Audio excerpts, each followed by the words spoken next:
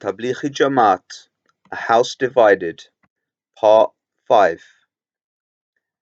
So the statistic you can see shows that we are talking about less than 3% of the British population, according to these statistics that are nearly 2 decades old. I will be deviating a bit from the original work I was looking at, which is Professor Pieri, and looking at the work of a researcher called Dr. Mohammed Bulbul Ashraf Siddiqui. He is an associate professor at North South University, and he is again another world specialist on Jamaat Tabligh.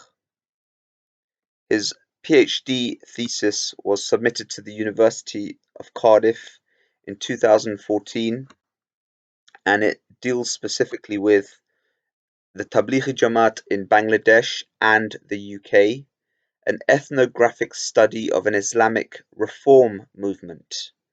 This was submitted to the School of History, Archaeology and Religion, and it's, to my knowledge, the most up-to-date study on the TJs. So again, cutting-edge research in regards to the TJ.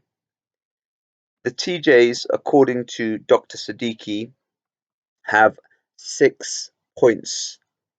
The first of these is the kalima, the complete belief that the Prophet Muhammad is the messenger of Allah. The second is prayer. Third is knowledge and remembrance. Fourth is honoring and respecting all Muslims. Fifth is sincerity in worshipping God. And the sixth is dawah and tabligh. So when you see articles or books, or you see reference made to the 6 points, these are the explicit 6 points that are referred to. The founder of Jamaat Tabligh, Maulana Muhammad Ilyas, identified these points, and he required that people need to focus on them in order to increase their religiosity. These were the essentials for all Muslims to believe and assign their faith to. Anyone that studies Islam will know that Islam has 5 pillars, and although these 6 points are not in contradiction to any of those 5 pillars, you can see the cult-like nature of the group in that they have a separate nomenclature and a separate categorization of how they carry out their reform mission. Professor Siddiqui also writes, and the screenshot is available to you, that there are a number of other observances. These are 5 separate observances. They are known as the 5 tasks. And I remind you that he's talking in a Bangladeshi and British context. And if we remember from earlier presentations, Maulana Ilyas, the founder, had a worldwide view and a worldwide intention for his reform movement. The 5 tasks are undertaking 2 preaching visits every week. This is known as gasht. Undertaking 2 ta'aleems, study sessions every day. 3. Spending at least 3 days in dawah every month. 4. Attending a daily meeting in the mosque. 5.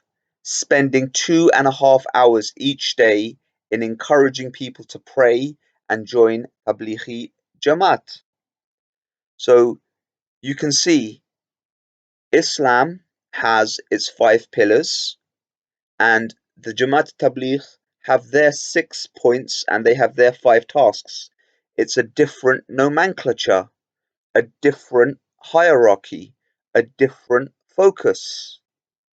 This is something that mainstream Orthodox Islam does not require of Muslims.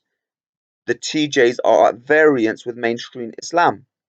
And Professor Siddiqui mentions all Tablighi followers are expected to maintain the observance of these 5 tasks on a regular basis. Maulana Ilyas mainly focused his attention in the Indian subcontinent and was not particularly concerned with expanding it elsewhere. However, in the modern period, this is their program and this is their methodology throughout the world. This is how the TJs are at variance with mainstream Islam. These groups are also, this group specifically, the TJ, is also characterized as a Salafi type of movement, and it differs in a number of ways with the Salafi ideology. Here we have Professor Pieri again, and he highlights some of the differences between the TJs and the Salafis, and this is a separate presentation in and of itself. The main point and the main points that Pieri mentions is that Salafis do not in any way endorse Sufism, whereas the TJs clearly do endorse Sufism. The Salafis reject blind following of the 4 canonical eponymous law schools. So there are 4 schools in Sunni law, and Salafis reject blind following of them. They prefer individual or scholarly led interpretation of the Quran and Hadith. So whereas Salafis will not adhere to one particular school blindly, Deobandis are clearly in the Hanafi strain of the 4 schools of canonical eponymous Islamic law. Salafis totally reject Sufism in any manifestation, and this difference in belief and approach draws clear lines between Salafis and Tablighis. So Tablighis, it can be said, if we accept their 6 points, as researchers like Professor Siddiqui have mentioned, their 6 points and their 5 tasks clearly innovate and bring new practices that were not known in or by mainstream classical Muslim theology and practice. Stay tuned for more on this in part 6.